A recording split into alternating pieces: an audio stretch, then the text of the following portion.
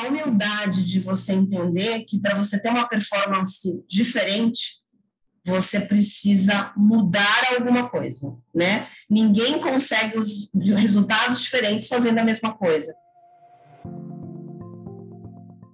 Olá, seja bem-vindo a mais um Fish Talks, aqui no canal onde todas as grandes lideranças de saúde se encontram.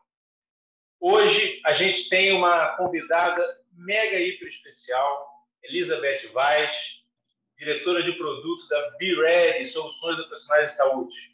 Beth, muito obrigado aí por aceitar nosso convite e disponibilizar seu tempo aqui para esse bate-papo.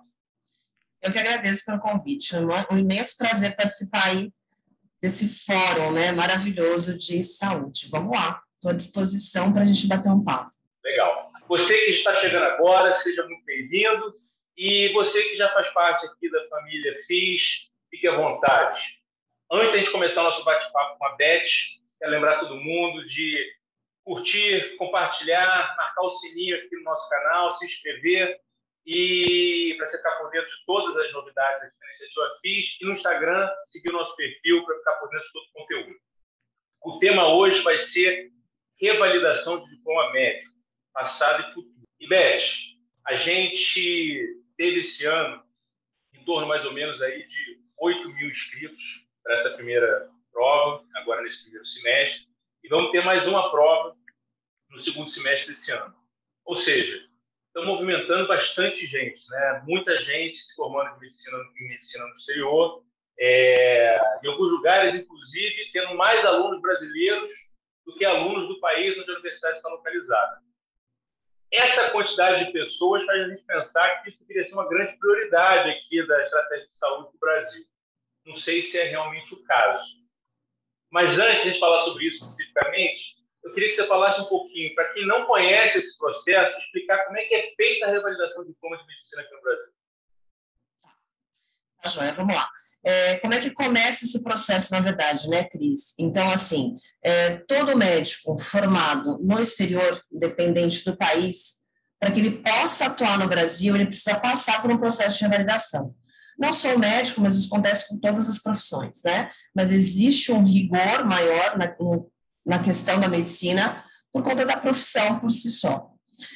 Se a gente for falar lá de trás, né, desde 86, o processo de revalidação era feito por instituições federais que faziam o seu processo único. Então, elas escolhiam o processo para revalidar esse diploma, e assim foi por muitos anos, até 2011. Em 2011, resolveu-se unificar esse processo para ficar mais fácil o entendimento, e aí Ministério da Saúde e Ministério da Educação criaram o Revalida. Então, Revalida é uma prova teórica e uma prova prática que equaliza, na verdade, o conhecimento deste médico formado no exterior com bases nas diretrizes nacionais para o curso de medicina. Esse processo ele é feito em etapas, né? Então, eu formada no exterior tenho que me inscrever e comprovar minha documentação. Eu não posso participar dessa prova sem estar formada com o diploma na mão.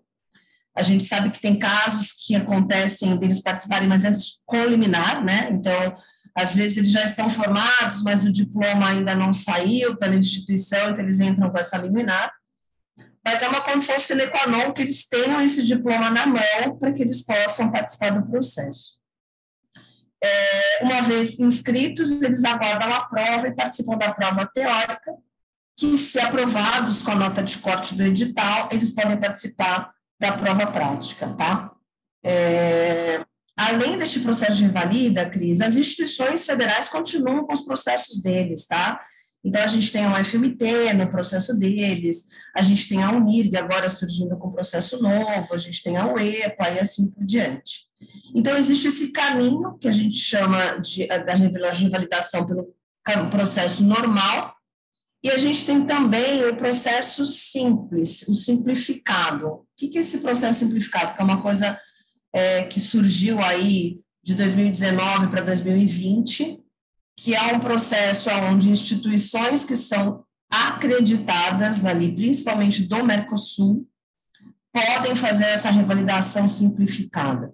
Isso ainda está meio nebuloso, porque teoricamente é só com apresentação de documento, que esse aluno médico formado pode revalidar o diploma no Brasil. Então, a gente está ainda avaliando isso, acompanhando de perto para entender exatamente quais são as premissas que fazem essa revalidação simplificada, mas ela já começou a surgir em alguns casos e a gente vem acompanhando. Então, de uma maneira resumida, a gente tem esse processo simplificado, tem esse outro processo que é o processo normal, processo completo, que pode ser feito tanto pelo Revalida quanto pelas instituições federais que já faziam desde tempos atrás. Entendi. As instituições de ensino federais, elas fazem uma complementação, né? Você faz uma prova e depois tem uma complementação que você precisa fazer, é mais ou menos isso? Também depende de instituição para instituição. A grande maioria faz essa complementação, né? Então, assim, existem universidades que fazem o processo de validação e que não necessariamente complementam. Isso depende principalmente de quanto o candidato foi bem ou mal no processo de revalidação daquela instituição. Elas disponibilizam um número de vagas limitado e aí eles avaliam na sequência se vai ter complementação ou não. Não é obrigatório, mas a grande maioria faz. Então, por exemplo, a UFMT tem um processo em 4 etapas, é um processo bem extenso. Ela normalmente libera umas 5, 10 vagas para revalidação direta daqueles que foram muito bem, e os que não foram, ela faz um ranqueamento e aí faz a complementação de 12 meses ou de 18 meses, dependendo desse ranking de nota, né? A UEPA, por exemplo, até onde a gente acompanhou, não tem essa complementação. A UNIRG vai entrar com esse processo de complementação, até onde a gente sabe, mas é um processo que a gente tem que acompanhar instituição para ver como realmente vai funcionar cada uma. Entendi. A gente vê que é um processo que envolve, né, obviamente, o governo federal, você tem as instituições acadêmicas e também as entidades de classe, né? Eu vejo que o CFM ele deve ter ali uma atenção muito especial sobre todo esse processo. E tem, viu, Cris? E tem, só para te complementar, em 2018 o CFM entrou bem forte com a UFMT, porque o processo da UFMT ele tinha 4 etapas, mas depois da complementação, o aluno não tinha prova alguma. Ele fazia a complementação, pegava o CRM e tudo bem. Foi bem tenso esse processo, porque o CFM bateu de frente com a UFMT e exigiu que fosse feita mais uma prova. Então, eles alegavam que, com o processo de complementação, não dava para ter certeza que o aluno estava capacitado o suficiente para conseguir o CRM e sair por aí medicando, né? Então, foi exigido que a UFMT fizesse essa prova e eles fizeram. Agora, isso não está acontecendo com as outras instituições, tá? Então, a gente está acompanhando aí de perto, por exemplo, a UNIRG, se fizer complementação, o CFM vai exigir essa segunda prova ou não? Não sabemos. Então, existe aí um caminho meio nebuloso ainda nesse processo de revalidação que a gente está acompanhando, né?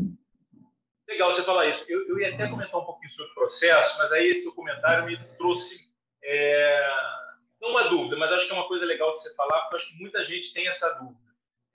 Qual é a diferença do mais médico para o profissional que vai revalidar o diploma? Acho que muita gente confunde um pouquinho essas duas coisas. Ótimo, ótimo. Vamos falar um pouquinho do Mais Médicos antes do governo Bolsonaro, que existiram aí algumas diferenças, tá? E agora o programa Mais Médicos pelo Brasil. Então, qual é a principal diferença? No Mais Médicos, a gente tinha anteriormente a não obrigatoriedade de se ter um CRM. Então, como acontecia todo esse processo? Abria-se um edital para uma cidade em específico no país e, principalmente, os médicos brasileiros eram os primeiros a serem convocados. Convocados, eu digo, esperando-se que eles se inscrevessem para esse edital, tá? Em segundo momento, se recebia os médicos formados no exterior, mas não se exigia que ele tinha esse CRM.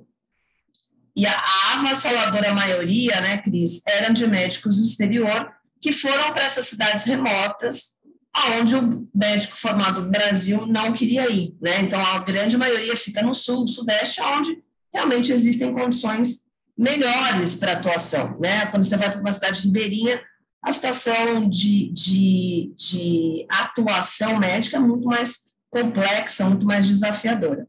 Então, nesse programa Mais Médicos, esses médicos se inscreviam nesse edital. Não existia um processo seletivo propriamente dito, né? Avaliava-se o diploma e ele passava por um treinamento, por uma capacitação, principalmente em medicina de família, porque esses médicos são voltados para a atenção primária. Então, eles ficam normalmente nos postos de saúde, nas UBS, fazendo esse atendimento primário. Por que foi feito isso, Cris? Porque entende-se que 80% dos casos de atendimento que vão para as emergências e tudo mais poderiam ser resolvidas na atenção primária. Então, a ideia é desafogar realmente os pronto-atendimentos, as emergências dos hospitais, levando esses esses pacientes aí para essa atenção primária, tá? Então, esse programa foi de grande sucesso, conseguiu-se ter realmente esses médicos cobrindo essa área de atendimento precário, e foi feito assim ao longo de muitos anos.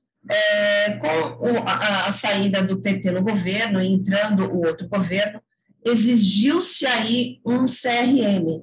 Então, deu uma travada um pouco nesse processo, tá?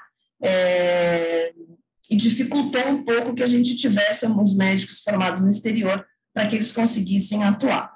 No entanto, quem estava no programa anterior, como eles têm 3 anos de atuação renováveis por mais 3 anos, a gente ainda tem muitos médicos do programa anterior atuando nos postos de saúde com CRM provisório.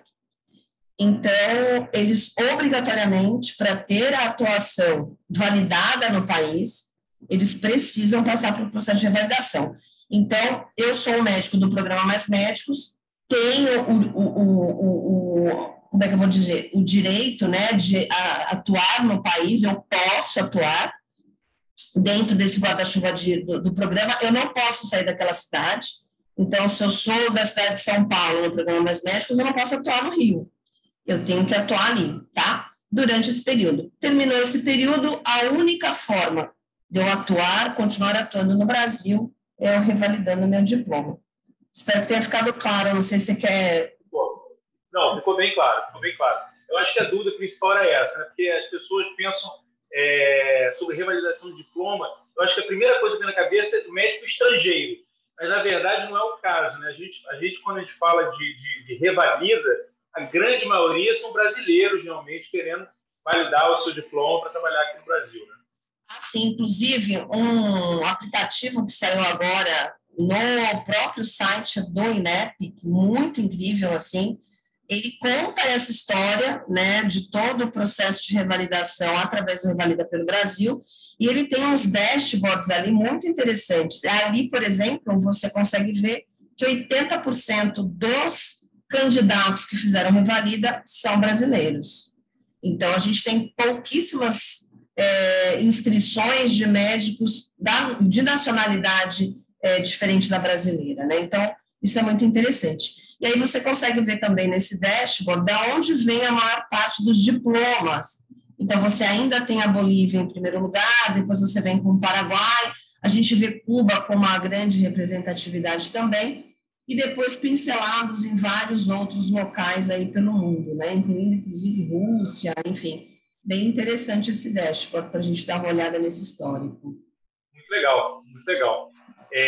Agora, falando do processo em si, Beth, você disse para a gente que a prova, né, falando da prova do Revalida especificamente, ela é separada em 2 etapas. Né? Uma primeira etapa teórica, né? E aí eu imagino que todo acadêmico sabe fazer uma prova teórica, né? Já sabe como se preparar para esse tipo de prova, mas depois você tem uma prova prática, né? O que eles chamam de prova para habilidades clínicas. E eu acho que é aí que tem uma grande novidade para a grande maioria desses profissionais que vão revalidar o diploma.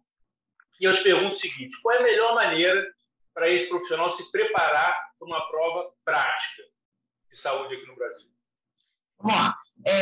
Acho que foi bem interessante a tua pergunta, Cris, porque, assim, primeiro falando da prova teórica, só para contextualizar, todo acadêmico deveria saber fazer prova, né? deveria, né? Então, o tempo verbal está bem correto. Além deste deveria, existe todo um contexto psicológico ali que, mesmo na teórica, pega bastante, né? Então, essa prova teórica, ela abraça mais de 550 temas, obviamente são 100 questões, múltipla escolha, mas é um universo gigante de conhecimento que eles têm que ter, e bate aí o nervosismo, então o preparo emocional também é muito importante nessa parte teórica.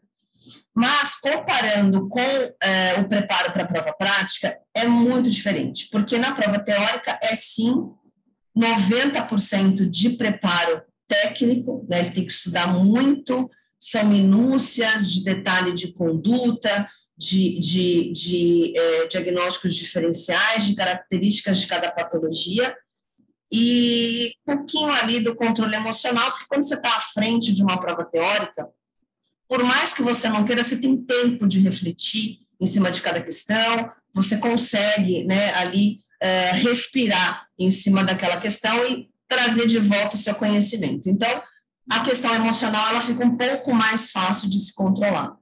Diferente da prova prática, Cris, o que acontece é que, primeiro, o fator surpresa em 10 minutos. Então, quando você está numa situação de prova prática, você abre uma porta, entra num cenário de atendimento clínico e você não sabe o que está ali te esperando. Então, você não tem tempo para controlar o teu emocional. São 10 minutos com um ator, um paciente simulado, né? Com o cameraman te olhando e um chefe de estação com uma pranchetinha ali e você, meu Deus. Então, existe uma condição psicológica muito, muito forte e que é o grande diferencial desse preparo para a prova prática, né? E isso não se consegue treinar online, estudando checklist.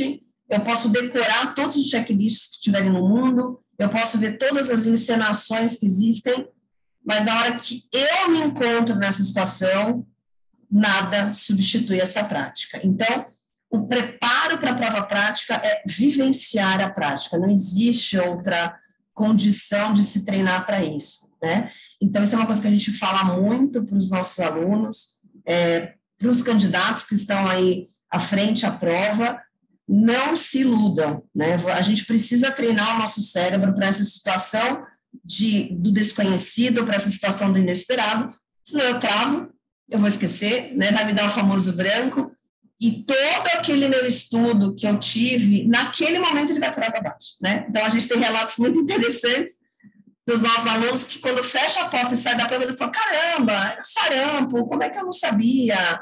Eu atendi no consultório ali todos os dias e conseguia diagnosticar, e agora que na prova eu não sei.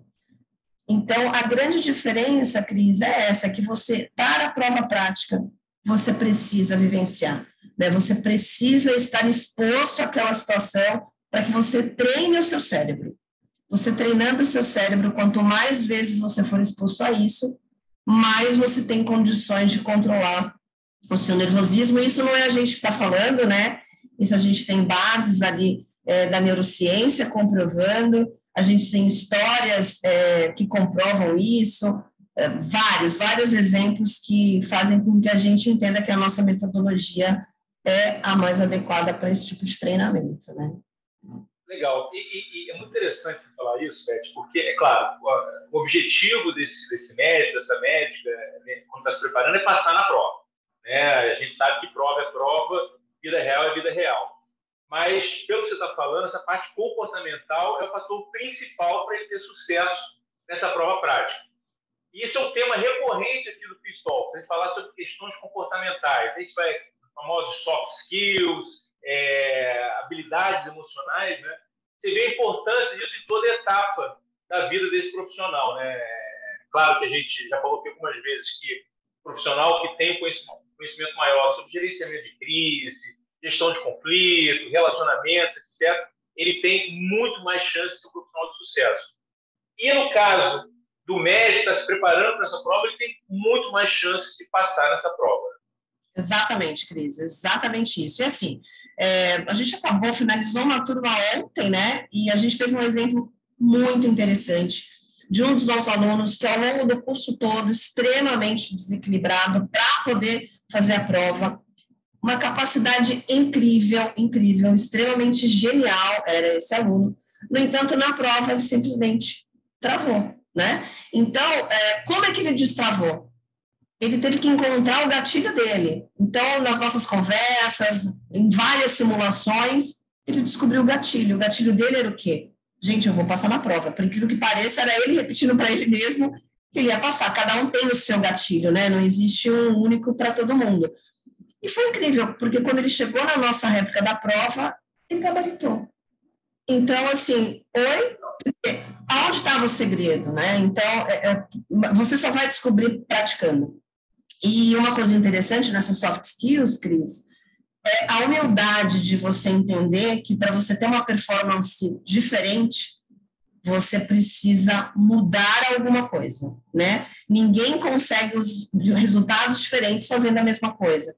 E isso é muito da atitude de cada um, de olhar para si e falar, não, eu estou fazendo errado, eu vou mudar. É difícil, principalmente para quem é genial, né? Para quem sabe que tem uma capacidade intelectual muito grande, que conhece, fala, como assim, mas eu sei tudo? Sim, sabe, mas você não sabe fazer prova, né? Ninguém te ensinou a fazer prova, você não viveu isso o tempo todo, uma prova prática. Então, permita-se, né? Permita-se aprender a fazer a prova prática e quando a pessoa se permite, é sucesso, né? Ela realmente consegue gabaritar e se sair muito bem nessas situações de prova. É incrível.